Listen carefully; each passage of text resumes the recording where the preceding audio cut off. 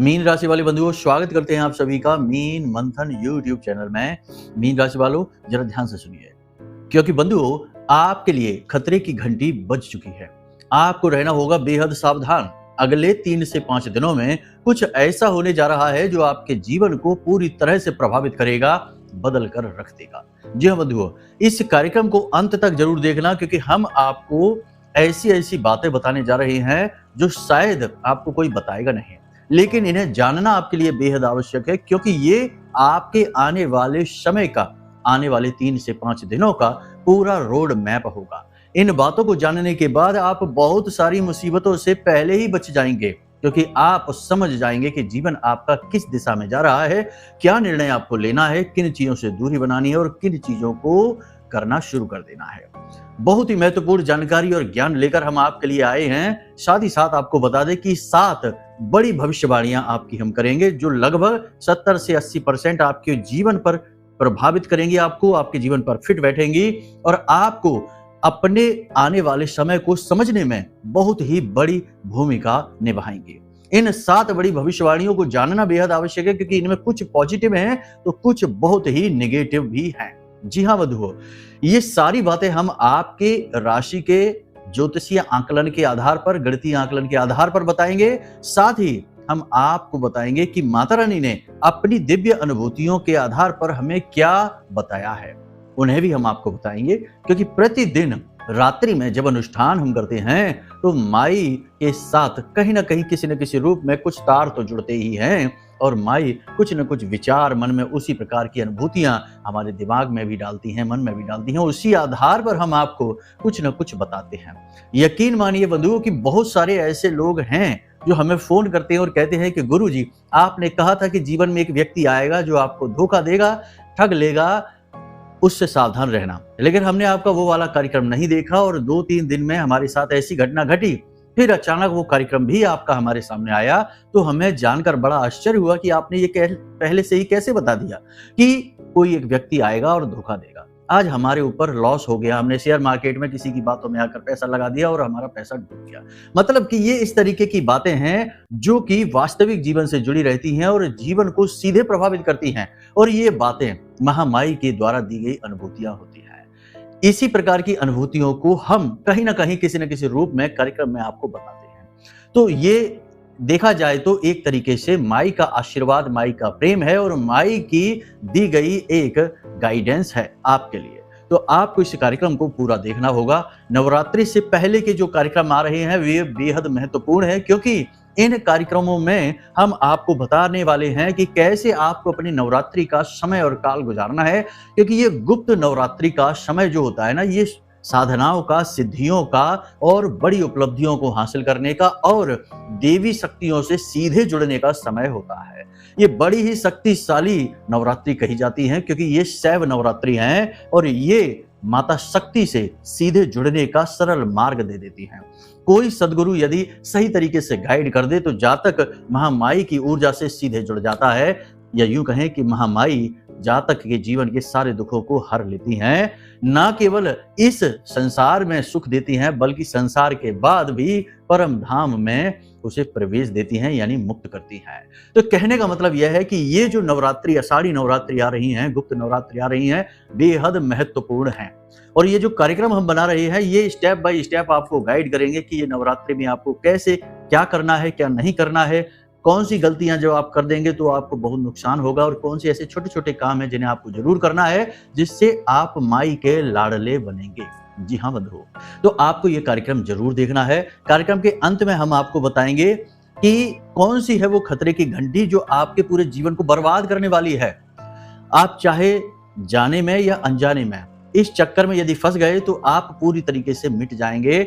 जिस स्थिति में आज आप हैं उससे भी ज्यादा नीचे की स्थिति में चले जाएंगे। बहुत ज्यादा व्याकुलता और परेशानी जीवन में आ जाएगी। तो कहने का मतलब यह है कि यह कार्यक्रम बेहद महत्वपूर्ण है, इसे अंत तक जरूर देखना है। और इस कार्यक्रम के माध्यम से आपके जीवन में माई का सीधा आशीर्वाद, सीधी कृपा आने वाली है। जी हाँ बंधुओं, और हम माई के एक छोटे से तुच्छ से दास हैं, और हम पूर्ण विश्वास के साथ ये कहते हैं कि जो इस कार्यक्रम को अंत तक देखेगा वह जरूर सदगति को प्राप्त होगा, माई का लाडला बनेगा। चलिए बंधु, उम्मीद करते हैं कि आप हमारी बातों को समझ रहे हैं। कार्यक्रम में अंत तक जरूर ठहरेंगे। माई को याद करते हुए कमेंट बॉक्स में पूरे भक्ति भाव के साथ लिख डालिए, जय मां भद्रकाली कृपा करो। महामाई ने निश्चित आपके ऊपर कृपा कर दी है बंधुओं, तभी तो कार्यक्रम सही समय पर आपके पास पहुंचा है। तो चलिए, यदि भाव और गहरा है तो लिख डालिए कि मैं भी माई के परिवार का हिस्सा हूं। बड़ी ही किस्मत की बात है, भाग्य की बात है कि आपको सीधे घर बैठे बैठे माई के परिवार का हिस्सा बनने का अवसर प्राप्त हो रहा है। इसी के साथ साथ बंधुओं, आपको हम बता दें कि जो नवरात्रि हैं उनमें विशेष महाअनुष्ठान पूरी रात्रि किए जाते हैं, जो हम स्वयं करते हैं। अब ऐसे में आपके पास एक अवसर जो हम आपको दे रहे हैं माई से आज्ञा प्राप्त करके, कि आप चाहें तो इस अनुष्ठान में पूरे 9 दिनों तक भी भाग ले सकते हैं या किसी भी एक दिन भाग ले सकते हैं। 1 दिन का हो चाहे 9 दिन का हो, माई की कृपा तो आपको पहुंचेगी ही, प्राप्त होगी ही। तो आप कैसे भाग ले सकते हैं, इसके लिए वीडियो में नंबर दिए गए हैं, इन नंबरों पर फोन करिए और सारी जानकारी प्राप्त कर लीजिए। और जब आप भाग ले लेंगे, यानी छोटी सी दक्षिणा लगेगी, सीधी सी बात है, क्योंकि चीजों की व्यवस्थाएं बनाने में मूल्य तो लगता ही है। कुछ भी फ्री तो है नहीं इस संसार में, सबकी घर गृहस्थियां चल रही हैं एक दूसरे के लेन देन से। तो हमें कोई मूल्य देगा तो हम कुछ सामान खरीदेंगे तो दुकानदार की घर गृहस्थी चलेगी। तो इस पे ज्यादा आप दिमाग नहीं लगाना, भाव प्रधान बनिए, मूल्य प्रधान न बनिए, ठीक है। तो कहने का मतलब यह है कि छोटी सी दक्षिणा लगी है, फिर जब आप भाग ले लेंगे तो उसमें हम आपको एक वीडियो और कुछ गाइडेंस भेजेंगे कि आपको पूरे नवरात्रि के समय और काल में क्या क्या करना है, और समय समय पर आपसे संपर्क करके आपको मार्गदर्शन भी देते रहेंगे, ठीक है। तो यदि भाग लेना चाहते हैं तो नंबर वीडियो में है, इन पर फोन करिए और जल्दी से जानकारी प्राप्त कर लीजिए, ठीक है। तो चलिए बंधुओं, अब अपने मूल विषय को शुरू करते हैं। सबसे पहले बात करते हैं 7 सबसे बड़ी भविष्यवाणियों की। इन पर आपको बहुत ही बारीकी से ध्यान देना है, ध्यान से समझिए। प्यारे मित्रों, हमारे अत्यंत प्रिय और परम पूज्य अमिताचार्य जी के पास मां बगलामुखी और मां भद्रकाली की साधनाओं का वर्षों का अनुभव है, और माता रानी की इनके ऊपर पूर्ण कृपा और सिद्धि है। आचार्य जी ने अपने सटीक कुंडली विश्लेषण और श्रेष्ठतम उपायों के माध्यम से हजारों लोगों के जीवन को खुशियों से भरा है। आचार्य जी का कुंडली विश्लेषण और उपाय करवाने का तरीका इतना अद्भुत है कि जीवन के हर एक दुख और कष्ट का कारण जड़ से ही समाप्त हो जाता है। फिर समस्या चाहे जैसी भी हो, कर्जा बहुत बढ़ गया हो, व्यापार चल नहीं रहा हो, बीमारियों में आप बर्बाद हो चुके हो, रिश्तों में प्रेम समाप्त हो चुका हो, या फिर नौकरी ही ना मिल रही हो, विवाह में देरी होती हो, कैसी भी समस्या हो, इन समस्याओं का कारण क्या है, कौन सी महादशा परेशान कर रही है, कौन सा दोष लगा हुआ है, सब कुछ आचार्य जी इतना सटीक बताते हैं कि वर्षों वर्ष के दुख कुछ ही दिनों में समाप्त हो जाते हैं। अगर आपके जीवन में भी कोई ऐसी संकट की घड़ी है तो यही सही समय है जब आप पूज्य आचार्य जी के हाथों से अपनी कुंडली का विश्लेषण करवाएं और वर्षों से चल रहे दुखों और संकटों के इस चक्र से बाहर निकल जाए। प्यारे मित्रों, अभी वीडियो में दिए गए नंबरों पर फोन करिए और अपनी कुंडली का श्रेष्ठतम आकलन करवा डालिए। जिंदगी बदलने का ये सबसे बड़ा मौका हाथ से मत जाने दीजिएगा। जय माई की, महामाई आपका कल्याण करे। सबसे बड़ी बात कि अति आत्मविश्वास से बचना है। कहने का मतलब यह है कि आप एक ऐसे इंसान हैं जो योग्य हैं, समझदार हैं, बुद्धि विवेक की कमी नहीं है, ऊर्जा की कोई कमी नहीं है। बड़े से बड़ा सपना देखना और उसे सच करने की जो जज्बा है, जो हिम्मत है, वो आपके अंदर है।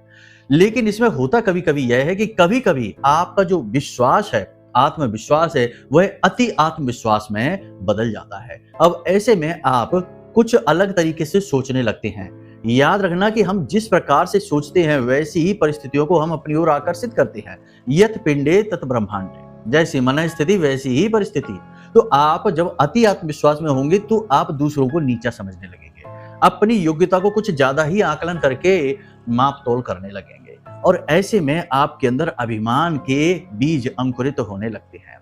याद रखना, ये जो बातें हम आपसे कह रहे हैं, ये आप अपने बारे में स्वच्छ आकलन करेंगे तभी आप समझेंगे, वरना तो आप कहेंगे कि गुरुजी क्या कह रहे हैं, ये हम तो ऐसे हैं नहीं। आप मानव हैं, मानव के अंदर सभी मानवीय गुण होते हैं। तो कोई भी मानव काम, क्रोध, मद, लोभ, मोह, इन 5 शत्रुओं से विजय प्राप्त नहीं कर सकता। हाँ, इनसे मित्रता करके तालमेल बनाकर जीवन को सुंदर जरूर बना सकता है। आप भी ऐसा करते हैं, लेकिन कभी कभी चीजें बिगड़ जाती है। तो अति आत्मविश्वास नहीं करना है, किसी को नीचा नहीं दिखाना है, किसी को हीन नहीं समझना है, और अपनी वाणी से और अपने कार्यों से किसी को भी नीचा नहीं दिखाना है, ठीक है? इस चीज़ का आप ध्यान रखें। देखो, आप चाहे कुछ भी कर ले, चाहे कहीं भी कर ले, कोई आपको देखे या ना देखे, लेकिन वह तो देख ही रहा है ना, वह तो सबको देख रहा है और उसकी दृष्टि से कोई नहीं बच पाया है। तो बस आपको यही ख्याल रखना है कि आप जो कह रहे हैं, कर रहे हैं, चाहे किसी के पीठ के पीछे कह रहे हों या कुछ भी आप कह रहे, कर रहे हैं, उसे वो देख रहा है, सुन रहा है, उसको दिखाना भी है कि वो कहीं हम कुछ गलत तो नहीं कर रहे, उसकी परीक्षा में कहीं हम फेल तो नहीं हो रहे। मतलब कि सात्विक विचारों के साथ चलना है, ठीक है?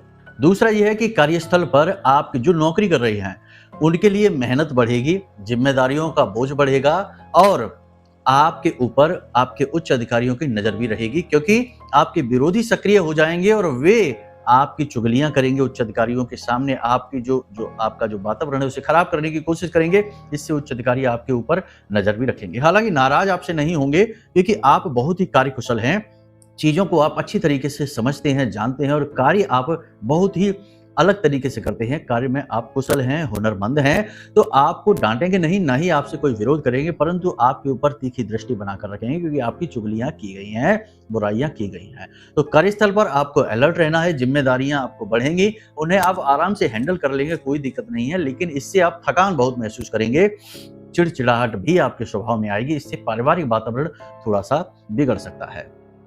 परिवार के लिए आपको बता दें कि आपके परिवार में कोई मेहमान अगले 3 से 5 दिनों में आ सकते हैं।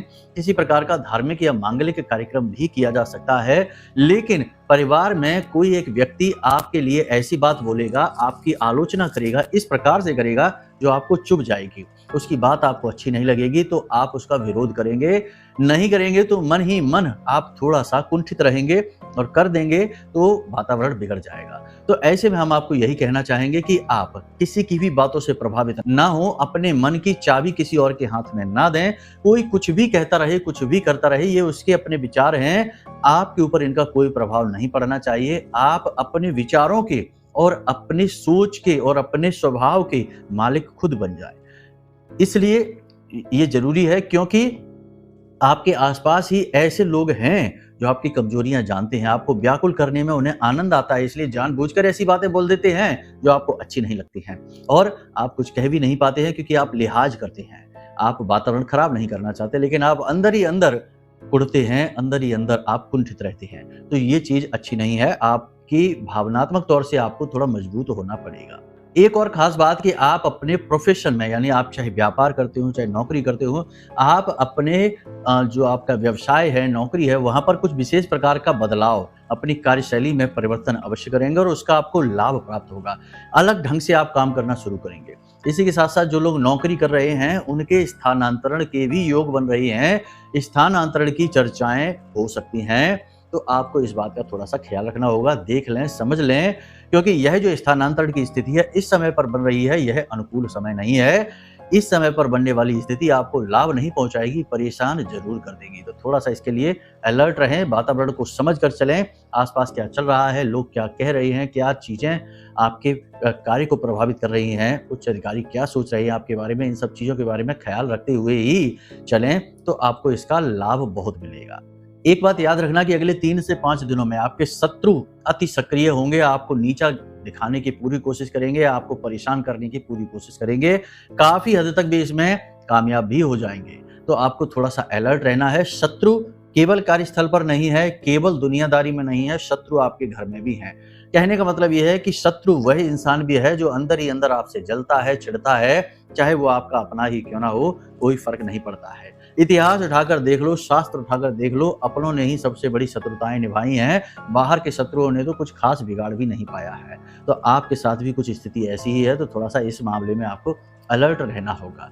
किसी के भी निजी मामले में हस्तक्षेप करने की ज़रूरत नहीं है, किसी को भी गाइड करने की ज़रूरत नहीं है। अगले 3 से 5 दिनों में किसी को कोई सलाह देने की आवश्यकता नहीं है, कोई गाइड, कोई मार्गदर्शन करने की आवश्यकता नहीं है और किसी के भी व्यक्तिगत मामलों में कोई हस्तक्षेप ना करें, इससे आपके लिए बुराई हो जाएगी। देखिए, आप करने तो जाएँगे अच्छा, लेकिन हो जाएगा बुरा। अक्सर आपके साथ यही होता है कि आपने जिन-जिन लोगों के साथ अच्छा करने की कोशिश की है, अपनी परेशानी ही बढ़ाई है और बदले में आपको बुराई ही मिली है। उनसे आपको ना तो तारीफ मिली, ना ही मान-सम्मान मिला। तो आप खुद भी ये बात जानते हैं। आज भी वही स्थिति है, तो ऐसे में आपको आत्म केंद्रित बनना होगा। चक्करों में किसी के ना पड़िए, जिसके जीवन में जो लिखा है वह उसे भोगेगा ही। इसलिए तुलसीदास बाबा ने श्री रामचरितमानस में भी लिख दिया कि कर्म प्रधान विश्व कर राखा, जो जस करे सो तस फल चाखा। तो जो जैसा करेगा वैसा फल वो चखता जाएगा। आप किसी के चक्करों में ना पड़िए, आप अपने जीवन के बारे में विचार करिए।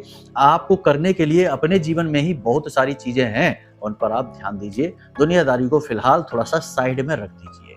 अब यहाँ पर आपके प्रयास तो बहुत अच्छे हैं, आप अपने हर एक काम को समय पर पूरा करने की कोशिश करेंगे, हर एक व्यक्ति के साथ सधा हुआ नपतुला व्यवहार करेंगे, फिर भी कहीं ना कहीं बात बिगड़ जाएगी, कुछ ना कुछ कम पड़ ही जाएगा। तो आपको यहाँ पर बस यही है कि अपने ऊपर फोकस सबसे ज्यादा बनाकर रखना है। जैसे ही आप अपने जीवन से फोकस हटाएंगे, इधर उधर की बातों में उलझेंगे, आप परेशान हो जाएंगे, नुकसान में रहेंगे।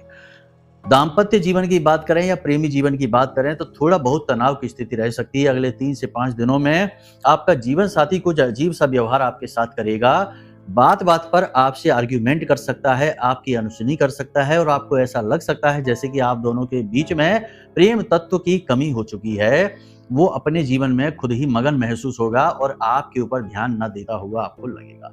ऐसे भाव आपके मन में उत्पन्न होंगे जो आपको थोड़ा सा व्याकुल बेचैन करेंगे, थोड़ा सा परेशान करेंगे। मन इस बात से आपका थोड़ा सा खिन्न रह सकता है। लेकिन हम आपको बता दें कि ये स्थितियां समसामयिक होती हैं, परिस्थिति बदलती हैं, स्थितियां बदलती जाती हैं। तो आप फिलहाल इन चीजों में बिल्कुल भी ना उलझें, क्योंकि यही तो वो छोटी छोटी चीजें हैं जो आपको परेशान करती हैं, आपको विचलित करती हैं और आपके जीवन में बाधाएं उत्पन्न करती रहती हैं। कोई भी सीधे सामने आकर आपको रोक नहीं सकता है, कोई भी बड़ी बाधा आपको रोक नहीं सकती, आप सबसे पार निकल सकते हैं।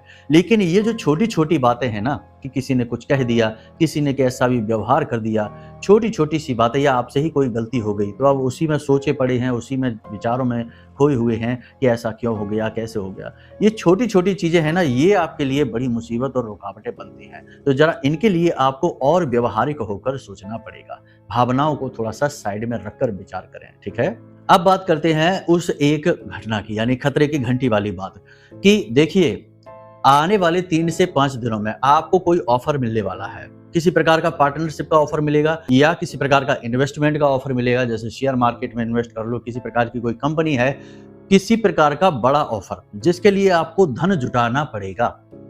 आपकी जमा पूंजी आप इन्वेस्ट करना चाहेंगे, थोड़ा धन जुटाना चाहेंगे, इधर से उधर से कर्जा लोन वगैरह लेना चाहेंगे, किसी की सलाह से आप निवेश करने का विचार बनाएंगे, लेकिन ये विचार बहुत ही गलत होगा।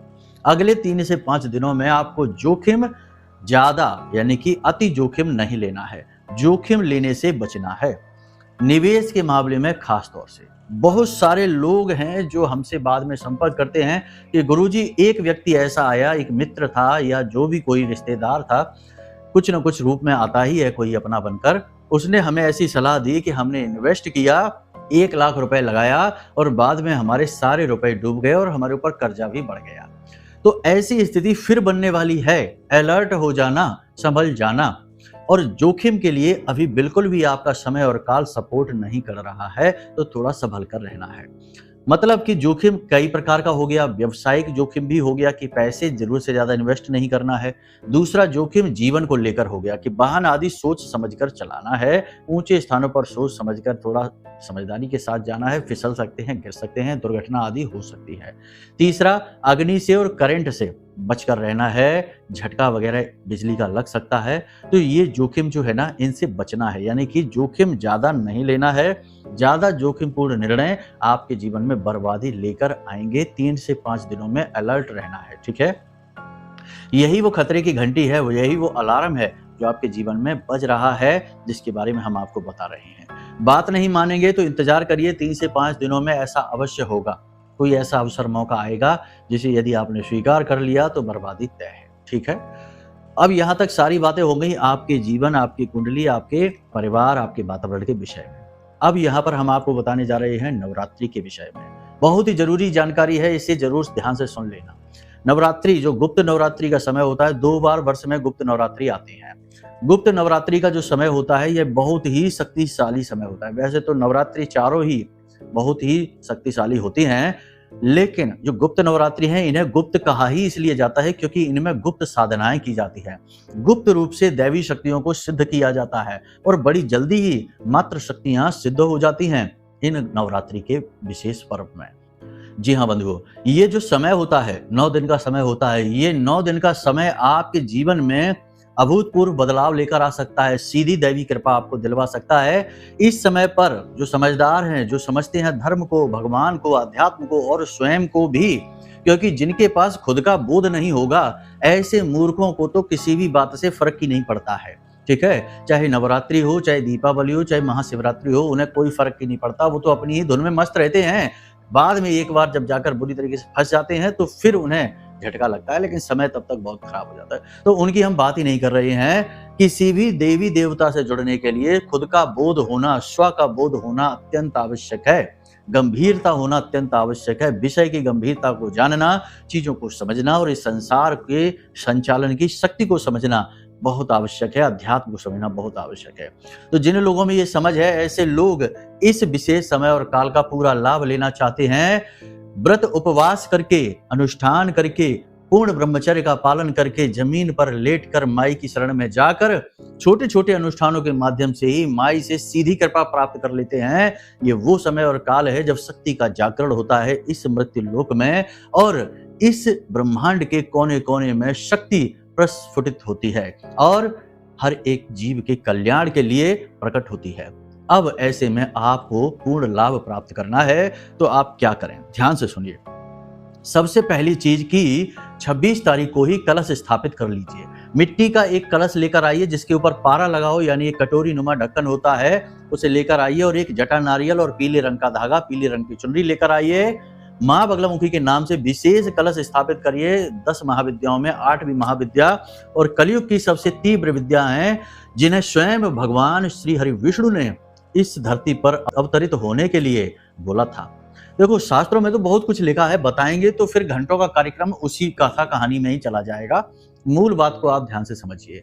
माँ बगलामुखी जो हमारी आराध्य देवी हैं, उनके विषय में ही चर्चा हम करेंगे। तो आपको क्या करना है कि कलश ले आए, नारियल ले आए, चुनरी ले आए। अब आपको 26 तारीख को सुबह सुबह या शाम के समय कभी भी कर सकते हैं। कलश में जल भरिए, थोड़ी सी तुलसी मैया की जो मिट्टी है उसको डालिए, हल्दी डालिए, एक सिक्का डालिए, चांदी का डाल दें तो सर्वोत्तम रहेगा। थोड़ा सा उसमें गंगा जल डालिए और उसमें थोड़े से चावल वगैरह भी डाल सकते हैं। उसके बाद उसे ढक दीजिए और जो ऊपर पारा है, ढक्कन है, उसके ऊपर अन्न भरिए। गेहूं के दाने डाल सकते हैं, चावल डाल सकते हैं, उसे डालिए और उसके ऊपर नारियल जो लेकर आए हैं, उस नारियल के ऊपर चुनरी लपेटिए पीली वाली और पीले धागे से 7 बार उसे लपेटिए। गांठ वगैरह नहीं लगाना है और उस नारियल को उस कलश के ऊपर स्थापित कर लीजिए।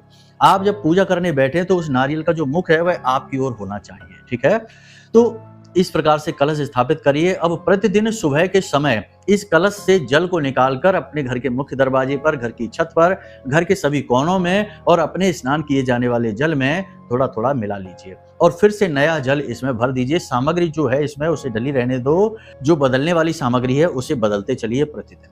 जो अन्न ऊपर रखा है उस अन्न को भी बदलते रहेंगे और उस अन्न को एक जगह एकत्रित करते रहेंगे।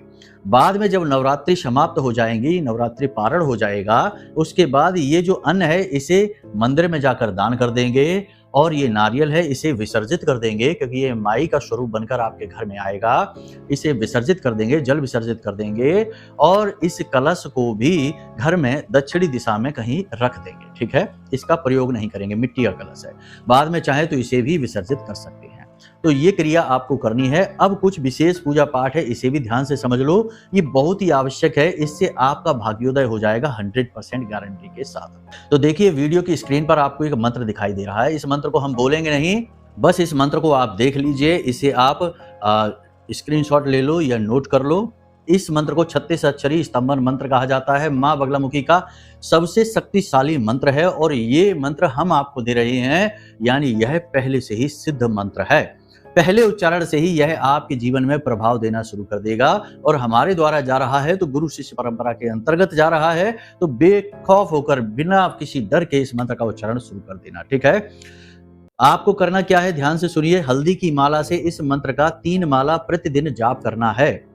माई की कृपा प्राप्त करने का संकल्प लेने के बाद गाय के घी का दीपक जलाएं, पीले रंग का प्रसाद माई को अर्पित करें, पीले वस्त्र खुद धारण करें और पीले रंग के आसन पर ही माई को विराजमान करें। यदि फोटो नहीं है, यदि आपको माई का चालीसा, यदि आपको फोटो माई की चाहिए या माई का आपको कवच पाठ और आरती चाहिए तो आप वीडियो में दिए गए नंबरों पर फोन करिए। आपको हम सारी चीजें आपके व्हाट्सएप नंबर पर भेज देंगे, सारी चीजें आपको प्राप्त हो जाएंगी। तो माई को आप स्थापित करिए, प्रतिदिन चालीसा और कवच पाठ करिए और 3 माला इस मंत्र का उच्चारण आप करिए। देखिए कैसे चमत्कार आपके जीवन में घटित होने लगते हैं। नियम संयम का विशेष ख्याल रखना, जुआ, शराब, सट्टेबाजी, मांसाहार, उल्टी सीधी चीजें, तामसिक भोजन से दूर रहिए, प्याज लहसुन भी ना खाइए, जमीन पर सोइए और पूर्ण ब्रह्मचर्य का पालन करिए। झूठ जितना हो सके कम से कम बोलिए, किसी का अहित हो जाए ऐसा कोई झूठ नहीं बोलना है। बस इन नियमों का पालन करिए और देखिए फिर कैसे आपका उद्धार होता है। नवरात्रि के लिए ये विशेष गाइडेंस है। अब यदि आप अनुष्ठान में भाग लेना चाहते हैं तो हम बता ही चुके हैं, उस समय भी हम आपको किसी न किसी प्रकार से गाइडेंस करेंगे, आपको कुछ वीडियो भेजेंगे, आपके नंबर पर कुछ जानकारियां भेजेंगे, तो वो सारी प्राप्त करने के लिए भी आप वीडियो में दिए गए नंबर पर फोन कर सकते हैं। यदि जीवन में विशेष बाधा परेशानियां हैं, समझ नहीं आ रहा है कि कैसे बाहर निकलेंगे, तो हो सकता है कि कुंडली में किसी प्रकार की दोष हो, कोई बाधा हो, कोई योग युतियां हो जो आपको परेशान कर रही हो, तो उनसे मुक्ति के लिए भी आप कुंडली विश्लेषण करा सकते हैं। नंबर वीडियो में है, फोन करिए। हम छोटी सी दक्षिणा के साथ आपकी कुंडली का श्रेष्ठतम आकलन करके कुंडली अनुसार विशेष उपाय आपको बता देंगे, तो आपका उद्धार निश्चित हो जाएगा। ठीक है, तो चलिए बंधु, हमेशा हंसते रहिए, मुस्कुराते रहिए, सकारात्मक रहिए और महामाई माँ बगलामुखी, माँ भद्रकाली पर अपनी आस्था और विश्वास बनाकर रखिए, आपका उद्धार होगा। प्रेम से बोलिए जय माई की। हमारे प्रिय और परम पूज्य आचार्य जी ने अपनी साधनाओं के अनुभवों पर आधारित शक्तिशाली उपाय और क्रियाओं के माध्यम से हजारों लोगों के जीवन को पूरी तरह से बदला है। आचार्य जी के द्वारा बताया गया हर एक उपाय इतना सटीक और कारगर होता है कि जो भी इसे पूरे भाव के साथ कर लेता है, उसे साक्षात महामाई की कृपा और आशीर्वाद प्राप्त हो जाती है। इसलिए निसंकोच इन उपायों को पूरे भाव के साथ करिए, आपका कल्याण होगा। जय माई की।